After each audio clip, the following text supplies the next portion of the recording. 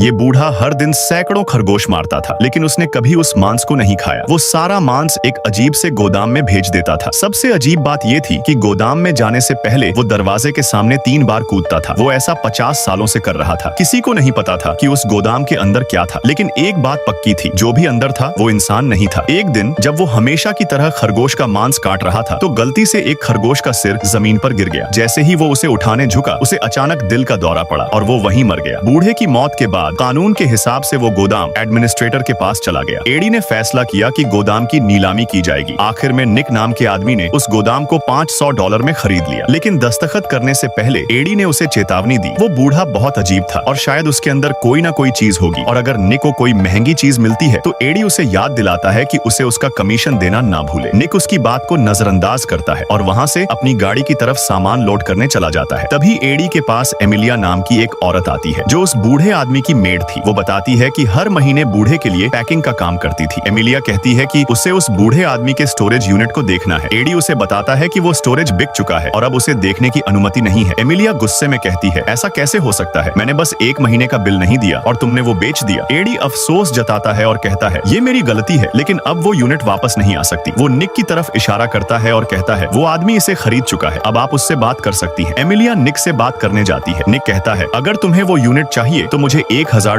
दो, लेकिन एमिलिया के पास इतने पैसे नहीं होते। इसीलिए निक उसे वहाँ से जाने के लिए कहता है और साफ तौर पर बताता है कि वो उसकी कोई मदद नहीं कर सकता। फिर भी निक उस यूनिट को खोलता है